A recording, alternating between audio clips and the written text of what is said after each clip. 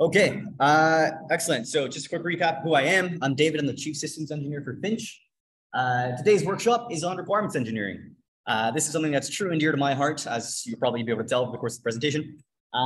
This is the first, and what I'm hoping to be is going to be a series of crash course style lectures on various topics that will sort of give you guys the tools necessary to perform on this team. So things like systems engineering, design for space, conducting trade-off studies, testing philosophy, project management, and productivity ecosystems. So the first one today is on requirements engineering. So let's get into it. Before we do, though, can anyone tell me what the answer to this riddle is? Too small. Okay, I'll read it out for you. I am a tiny satellite, so small and so neat, but don't underestimate my ability to compete. I orbit the Earth and I do just fine, but I'm not a big spacecraft, not that defined. I'm a perfect little cube with size of equal measure, and I'm often used for scientific pleasure. I can study the weather, the planet, the stars, or even the Earth and all of its scars. My name is quite fitting. It's simple and sweet. I'm known for my size. It's hard to beat. CubeSat. That's right. It was an easy one. No. It's AI generated. All right. Okay. So quick overview of what we'll be talking about in the next hour. The objectives really, like I said, are to provide the team the right set of tools to tackle the complex engineering problems that we tackle in space systems. I'll describe the rationale behind the design of this new requirements framework, which I'm presenting to you guys today. And I'll try and convey it in an approachable format so that this knowledge is retained over the next year and hopefully to future generations of the team. Okay. So we'll touch on what a requirement is, break down the anatomy of requirements. We'll talk about the requirements of requirements. We'll get pretty meta on that one. We'll talk about the distinction between design and requirements, what requirements look like over the course of a program, so through their evolution. We'll talk about the workflow that goes into designing requirements, at least part of them. And I'll give you guys a fun design challenge at the end if you stick around. Okay, so what is a requirement? I'll repeat myself twice. This is drilled into your mind. A requirement is a description of what a system needs to be so as to be a valid solution to a given problem.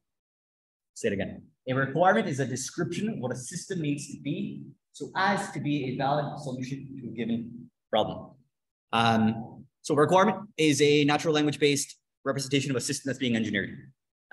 They are formal descriptions that characterize the function, performance, or design of a system before it's brought into existence. They should be our team's unified technical language. They are the one sort of universal language that we can all speak, irrespective of which team you're on and what technical discipline you're subscribed to, or that you know most for. They are the driver, more or less, for all design activities that we conduct on the team. They can define what a system must do, the constraints on how a system is allowed to do what it must do, as well as how a system must do what it does. There's three things there. So I'll give you a brief example. This is a real requirement pulled from MDA's Canadarm3 projects. That's GERS, that's the Gateway External Robotics System. Again, more commonly known as Canadarm3, which is going to be Canada's contribution to the Lunar Gateway project. It's been adapted, obviously, for privacy reasons. The GERS shall be capable of performing inspection of Gateway's exterior as verified through simulation. So that's a requirement description. I'll give you many more examples of the course of the presentation like that. If you're more spatially inclined, you can think of requirements as being constraints on your solution space for a given problem. So here we have a depiction of a mapping between a problem space on the left and a solution space on the right. So problem space is basically all possible problems you can imagine that you want to build an engineered system for. And on the right is the space of all possible solutions to all possible problems, right? And your requirements define this curve here, this S and P, this constraint defines the boundary of valid solutions for a given problem in that space. That's just a nice way for me to think about it, at least. Requirements can also define the utility function over a solution space. So this is a measure of how well a particular solution satisfies a given problem. And so you'd say normally that a solution that better satisfies, the solution that better solves the problem according to the utility curve is said to be a solution of greater utility. It's a better solution overall. So here's an example of that. The camera shall be able to take video of the target at a minimum frame rate of 30 frames per second. A higher frame rate is better. So that utility function is encoded in that second statement there. A higher frame rate is better. Anything above 30 is good. It'll satisfy the problem, but a better solution would be one that is above 30. Let me just take a quick step back here and mention that in industry, what I've seen is that it's very common for requirements to be defined as a description of what a system needs to do, not be. There's an important distinction there that we'll dive into in a second. People say that requirements should never prescribe design. And the rationale there being is that if you overly define your requirements, if you over constrain the solution, you prevent engineering teams from arriving at a truly optimal solution. You sort of tunnel them into this hole, right? In that space of solutions. We are going to take a different approach to that, actually. We're going to allow requirements to prescribe design, and I'll talk about rationale behind why in a section, in a future section. Okay, so when you have requirements come together, they form what's called the requirements model. Sometimes it's called the requirements tree or graph or list. It's a collection, it's a hierarchical collection of requirements that, when combined, specify the necessary and sufficient conditions for a solution to meet the objectives of the system. Again, they can be either represented as this, pictorially, as a tree, as a graph, or as a nested list. The specific relationship that defines the parent and children requirements is as follows. So the parent requirement is only met if and only if all the children requirements are met. Vice versa. Children requirements are met or are necessary if and only if the parent requirement is met. So if you have let's say C, let's say requirement D has been met, but E hasn't, would requirement C be met? No. Because again, you need all children to be satisfied or verified that they all did in fact, that they were in fact implemented. C depends on D and E. That's the relationship between them. Anyway, that distinction becomes important. That relationship becomes important when you start talking about testing, right? So testing and verification is the process of validating or verifying really your requirements model to make sure that the system you built does in fact meet the requirements model that you've defined. Typically in large scale engineering programs, it's the responsibility of the systems engineer to have a holistic understanding of this tree. So that's me. But teams need to take ownership of the requirements that they're designing for, because how could they not, right? You need to be aware of the requirements that you're building out for to make sure that your system satisfies the needs of the overall system. And one more thing I'll mention here is a requirement can actually have more than one parent. If that's the case, we call those cross-cutting requirements because they cut across the requirements tree. Your interface requirements typically have multiple parents, and you'll see that if you look through the requirements for Pinch. Okay, so now how did these all come together? Is through a process called requirements engineering. So this is the process of actually building up these trees. Requirements engineering is the process of building the requirements model. Sometimes people refer to it as requirements writing, development, doesn't matter. Under our framework, it's an iterative process. So the knowledge we accrue, the knowledge we gain over the course of the design cycle feeds directly back into the requirements model. This is something that doesn't happen everywhere. In fact, if you are interested in project management frameworks like waterfall versus agile, under waterfall models, you typically define requirements at the start of the program, the start of a project, and you don't expect them to change. We do allow for change under our agile inspired framework for its many benefits, which we'll talk about maybe another time. Let me get a little philosophical here. The whole reason why this works is because fundamentally all engineered systems are like fractals. You have this hierarchy of abstraction. Imagine your toaster. Your toaster is a collection of maybe software, electrical, hardware, thermal elements coming together in layers. And we use requirements to define how we want those fractals to behave. And so that's why they take the form of a tree, a nested tree. Sorry, I think I said one more thing here. No, that's it. Okay, so why do we care? Why should you care specifically? I mean, I care, but why should you care as a team? Here's my motivation behind driving this now. It's three things. The first is that operating on a well-defined requirements framework is going to encourage iterative documentation. This is going to provide a framework on which the teams can progressively document their designs before the major system deliverables are crafted. Deliverables like specifications, the electrical specification, the CDNH specification, architecture diagrams. These exist before all of those. They are the scratch pad almost that we use to arrive at those deliverables once the design has been finalized in its entirety. And another benefit here is that with the frequent turnover of leadership, it's very important that we don't lose design decisions. And I've seen this happen over and over again. And when we bring on new leads, old leads go away, is we lose design decisions that were made in the past. Under a well-established framework, all those design decisions will now, in effect, be encoded in the requirements tree. All the knowledge that team developed over the course of some time is embedded in that model. Second, it's going to establish a source code for design. Obviously, we know the benefits of having a single source of truth for design. It'll help reduce the back and forth necessary between teams to align on technical vision and allow us to meet our objectives faster. Although I will say that documentation is not equivalent to common understanding. So it's still the responsibility of the team leads to teach or inform members about the requirements that are driving their systems. And the last thing here is exposure to modern engineering workflows.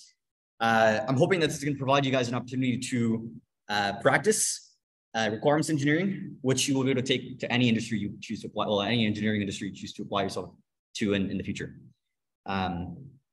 So that's my promise to you. My promise to you is that if you take the time to master requirements engineering, or you apply it at least in your week-to-week design work on the team, you'll find that what used to be seemingly overwhelming, large-scale, cross-disciplinary, interdisciplinary engineering problems, they will become tractable.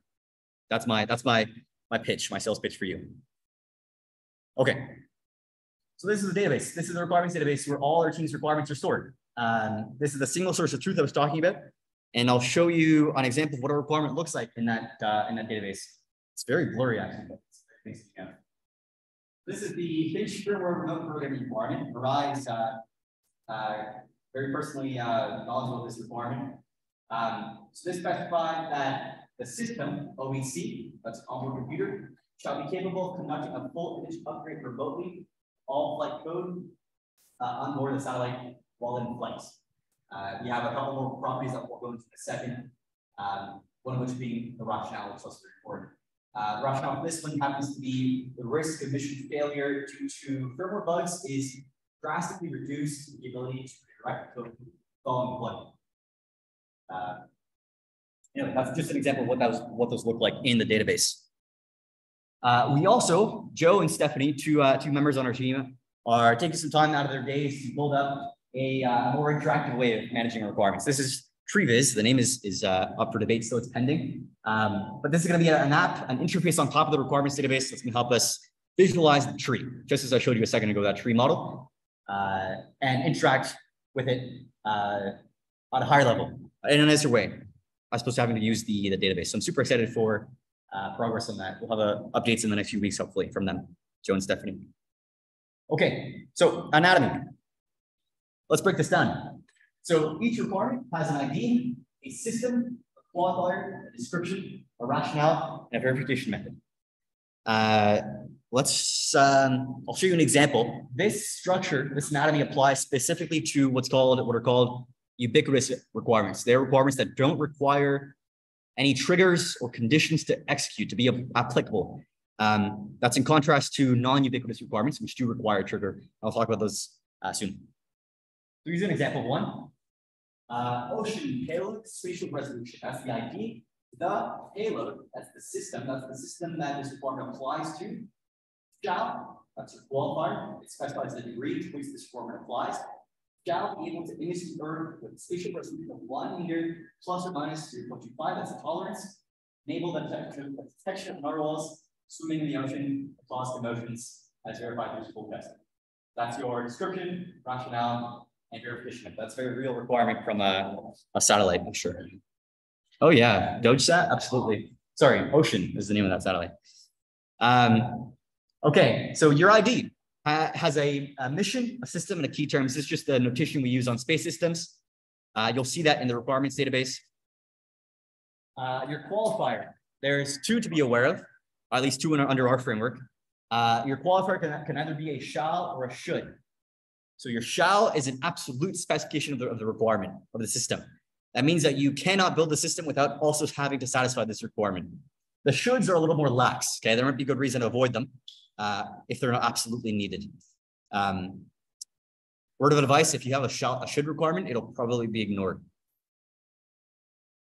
Okay, description. I'll just point out a couple things to watch out for when you're writing descriptions. When you specify numerical performance requirements, be sure to associate a tolerance. If I were to write a requirement that said something like, the battery shall be able to produce 5 volts, and my battery ended up producing 5.01 volts, would the requirement be met? So no, right? So we specify tolerances, usually for all numerical values as we can, and the rationale should also contain the reason why we picked that tolerance for that particular value. Any requirements that we have yet to determine the values of, we write as TBDs, and anything that is behind an external source, behind an NDA, non-disclosure agreement, like all our spaceflight requirements or interface requirements for the launch vehicle, those are links that point to the external source that you can only access if you sign our NDA. Okay, why is the rationale important? Why might it be important?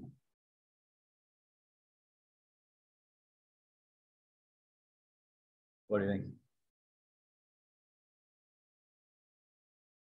Anyone online know?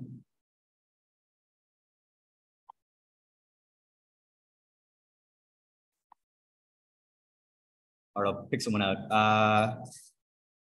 Max.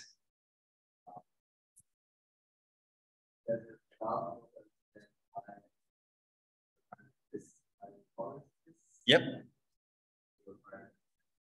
Exactly. Yep, that's part of it. The other part is because of our frequent turnover in leadership. If you leave and you have some requirement floating there in a database, years down the line, we might not know why we're designing that requirement in the first place. So the rationale is just as important as the description have associated with all requirements to know why we're designing for it in the first place.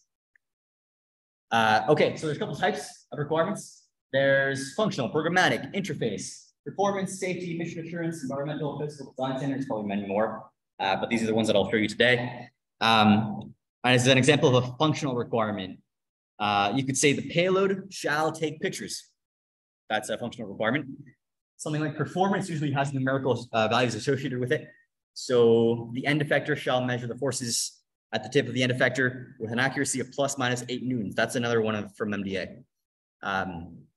Something, I won't read all of these off, but something like a programmatic requirement, a little less common, but these are requirements that apply to the way that we approach the project. So things like the one I have here for the example is a complete bill of materials shall be produced for the spacecraft by the end of phase C. But anyway, under our framework, we don't actually track any of these. We don't track the type of requirements in our database just because it's hard for you to, oftentimes it's hard for a requirement to fall under neatly into one of these boxes. So we just did away with that.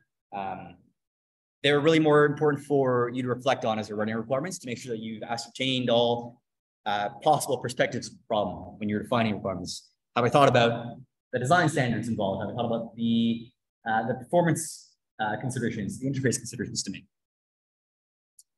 Okay, here's a different variant of a requirement. This is the anatomy for a non-ubiquitous requirement. So these are helpful when you're writing things like state machines or mission operations, Zach. They have a trigger, a precondition, and then they apply to the system. So I'll give you an example here. The example here is from a satellite called GoSat EPS discharge protection. Take the battery charge to 5% capacity. That's the trigger. And no additional power is being generated by the solar panels. That's the precondition. Then the battery controller system shall cut power from the spacecraft bus to protect the batteries from deep discharge is verified functional testing. So those are non-ubiquitous. Okay, requirements for requirements. What do we look for when we're writing these things in reality? Requirements, and I'll read these off verbatim, so the description is important. Requirements should only have, for singular, requirements should only have one qualifier per requirement description to ensure the scope of the requirement is constrained. Unambiguous requirement should be written in a way that it attempts to ensure there's only one possible interpretation. Verifiable requirements need to be testable. There's no point in writing a requirement that can't be tested, because then how do you know your system met the requirement, right? They need to be necessary. So requirements should be unique. You should probably avoid duplicates, and you should avoid gold plating your designs with nice to haves. Sometimes those fall under the shoulds, but really we should be designing for, you could call it the minimum viable product that meets the high level mission objectives. Say again?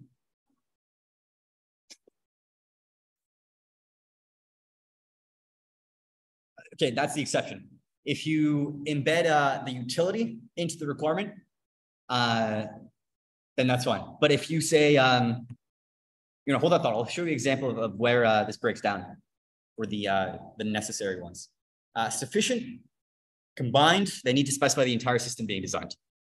Traceable, they should all have parent requirements. They should be traceable to the root, which is usually the mission requirements. If you have requirements that don't have parents, usually an indication of gold plating, or you're missing some sort of link to link those nodes back into the tree, right? Notice though that everything I just said right now was a should requirement for the requirements. They aren't hard and fast rules. Really, you need to make sure that your number one stakeholders understand the requirement definitions as they're written, and that your requirements are written so that they are robust, so that in the future, if something at the higher level changes, there's less work you have to do at the lower levels to change up your systems to satisfy those higher level requirements. And I'll talk about evolution in a second. But here's just one way where field-defined requirements can break down. So it's a picture. You've got how the customer explained it, top left, the swing, the project leader understood it, down designed it, how the programmer wrote it. See where these things start to break down. If your requirements aren't well defined, or at least not all your stakeholders understand your requirements as they're supposed to be interpreted. So, yeah. Sure, I'll run through these quick. Okay, requirements that need help. Let's see if you guys can pick some of these out. What's wrong with this first one? The system shall supply 24 volts to all components and shall use a common ground.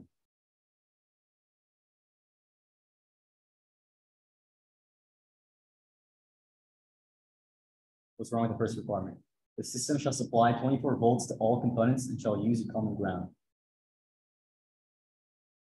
Yeah, no. It's non-singular, that's right. You got two in there. You gotta split those up. What about the next one? The system shall autonomously pilot the spacecraft while doing my homework.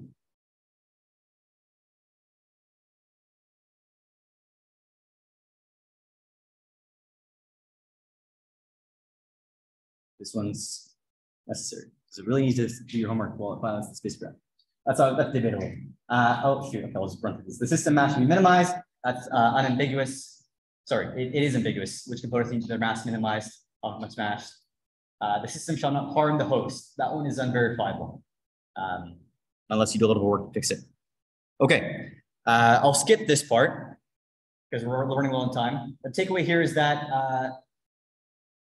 requirements are equivalent to design. If you make a design decision, you have to codify that as a requirement.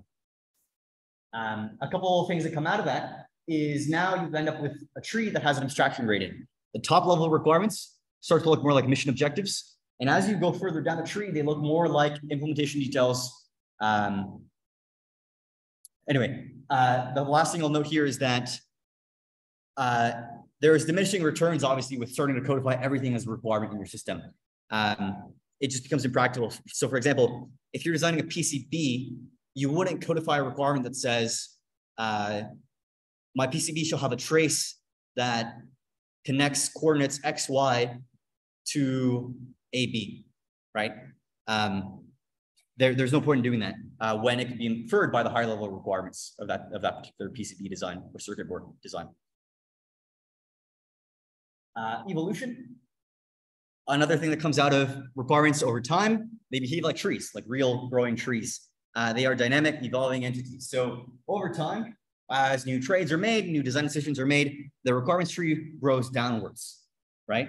One of the things that can happen sometimes, though, is your higher level requirements can change. Say, for instance, we decide or we determine that one scientific mission is impossible to do, which happened to Finch. When that happens, all the children requirements are now obsolete, right? And they need to be reworked to accommodate for those new higher level requirements. So this is the crux really of requirements engineering, is managing this tree. Of course, it'll be done differently depending on what your role is in the team.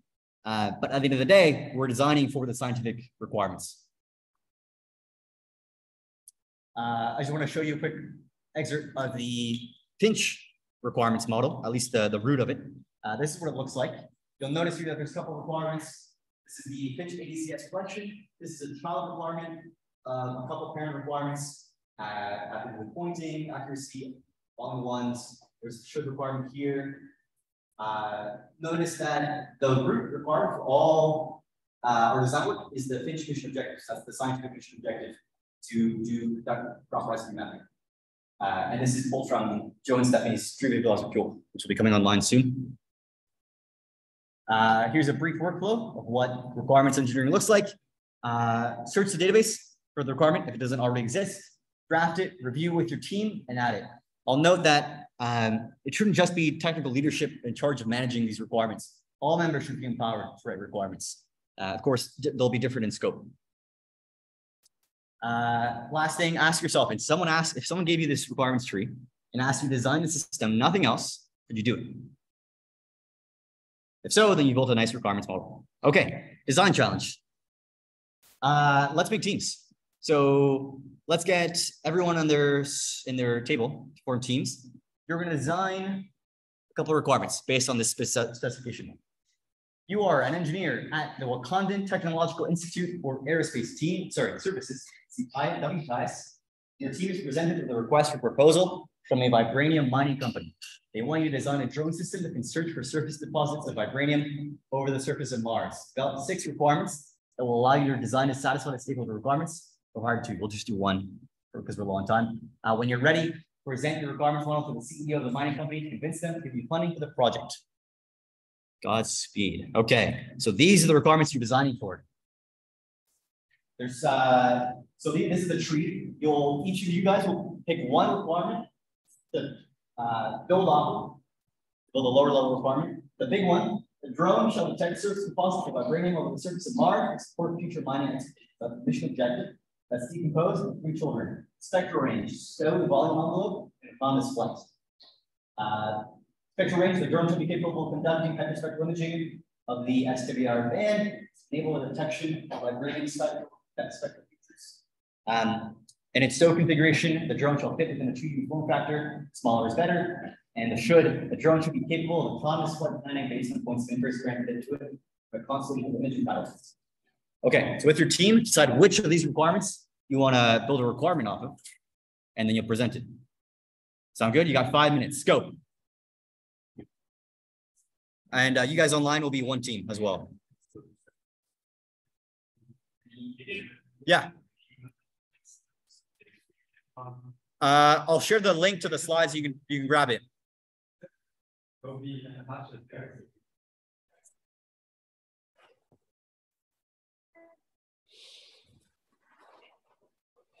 Or just come up and take a picture if you want.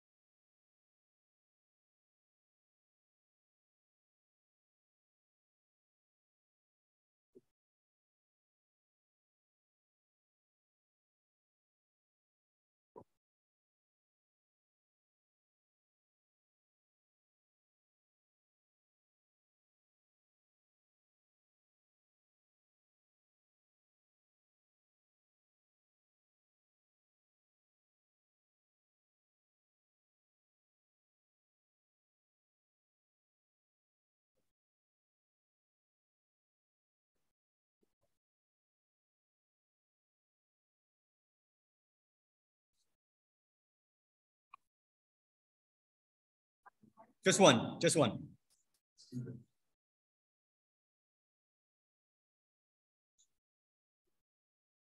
Mariah, you there?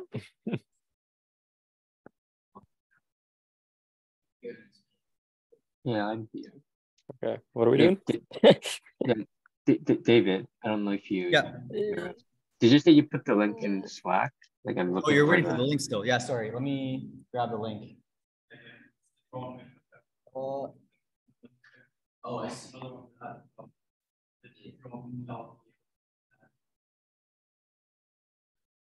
Okay, I'm pasting it into systems now.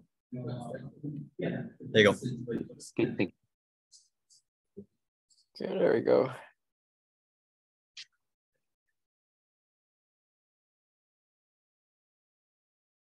So you guys are online or one team. So you guys come up with one requirement too. Yep.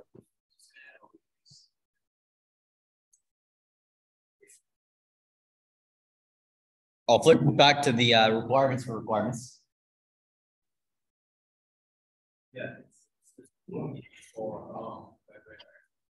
Okay, we need to create a requirement to satisfy stakeholder requirements. Great.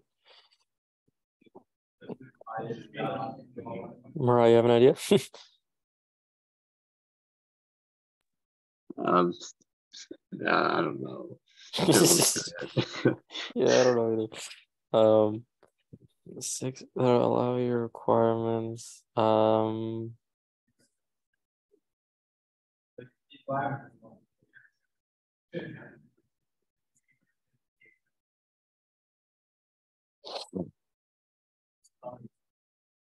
I still sharing screen for you guys online? Yep. Okay.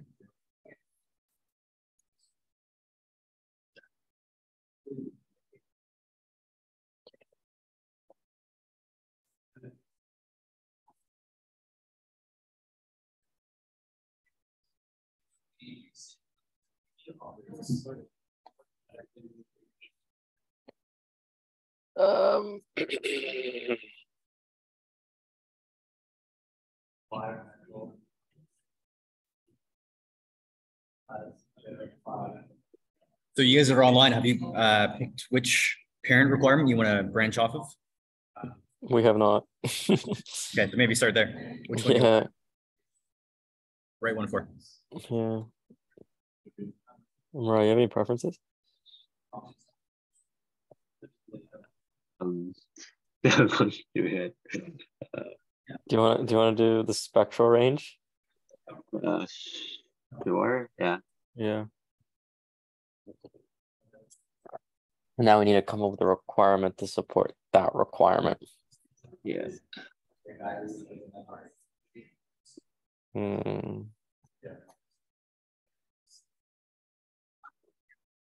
So you need to be able to conduct imaging 900 to 1700 nanometer spectral range to enable detection of vibranium spectral features. Wow. I don't know anything about cameras. And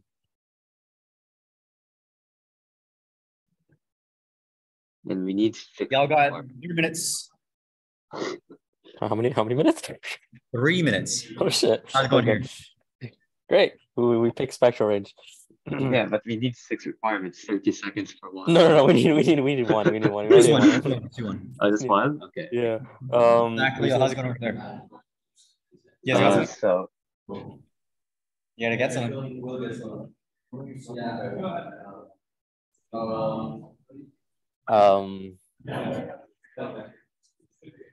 I don't know. I was like, I have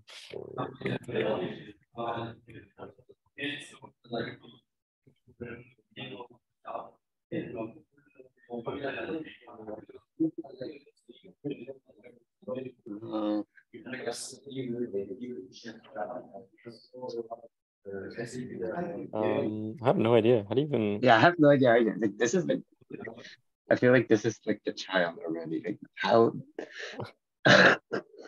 Yeah, right. I feel like okay, we're good. Like let's do it. Shall be capable of conducting hyperspectral imaging with 900 to 700 detection of vibranium spectral features. So it's like Gotta go more specific than that? Do we just start coming up with shit on a drone? So maybe think about what that's resolution, or sorry, think about resolution. What kind of resolution would you want to design for? Because it's not given to you by the requirements, so you get to define that yourself. Your camera resolution. Oh yeah. What resolution would give us that range? What's the relationship? I don't know. Yeah, I don't know either. Let's Google it. Relationship between resolution. Or actually, here's a better one for you guys. What if you added a requirement that said that your camera would be sensitive to that range? Because that would specify that your camera itself needs to be able to detect that range. But this parent requirement doesn't say anything about a camera. It just says the drone. It just says the drone needs to be able to detect 900 or 1700. That's right. So you could bring that specification down to the scope of a camera as well. So would it literally just be like saying the camera shall be capable or be sensitive or whatever? Yeah. The imaging, like the spectral range of 900 to 1700 nanometers? Sure. Yeah. That's perfectly valid. Okay. So I assume that this sentence, right? This sentence shows up, right? So I assume that the camera already had to satisfy that requirement. Right. So is that wrong? Let's see what we came up with. Oh shit. Okay. All right. Which group wants to present there first? This team. Okay. So we came up with two. So our first one will be the types that drone dashboard. So it would be kind of the same one.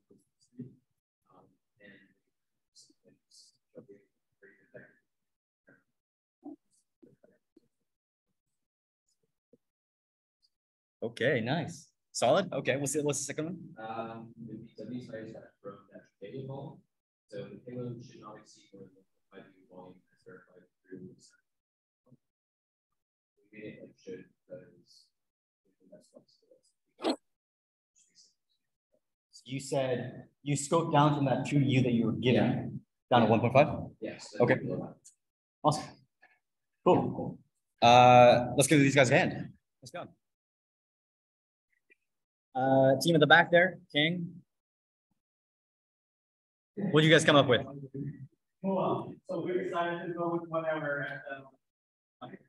Oh, the hard one. Okay. The should one? Yeah. And so we saw something about being able to communicate with the satellites. I should be able to communicate using control. Okay, so for antenna. Yeah, makes sense. But it's autonomous, so it should be able to navigate and point at a certain level of accuracy. Okay, and how are you going to verify those requirements? Verify it? Yeah. Or do some tests. Okay, you're going to test it. Great. Fun fact: you can have should requirements that have shall children, because when you do that, you're basically saying, okay, if we were to meet this should requirement, then these are the things that shall have to happen, right? Okay, team in the back.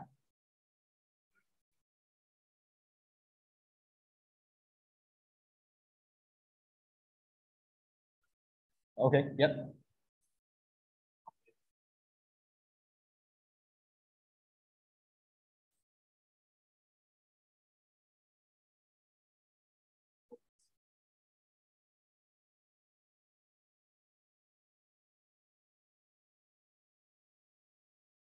Yep.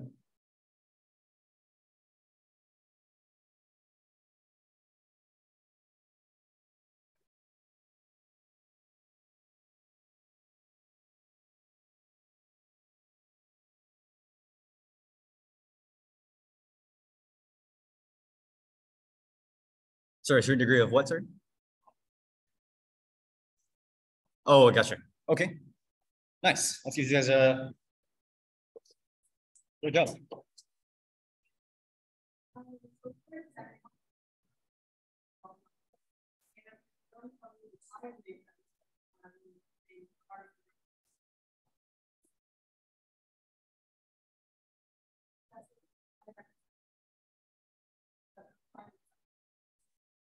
Okay, nice. Just that one?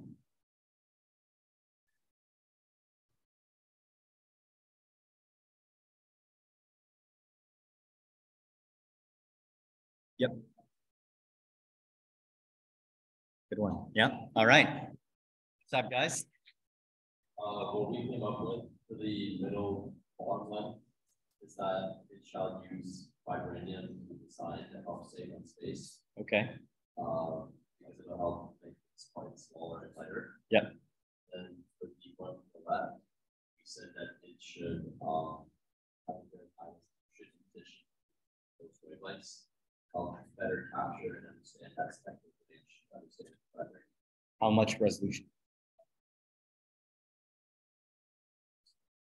Okay. Excellent. All right. Thanks, guys. And last but not least, Mirai, Isa.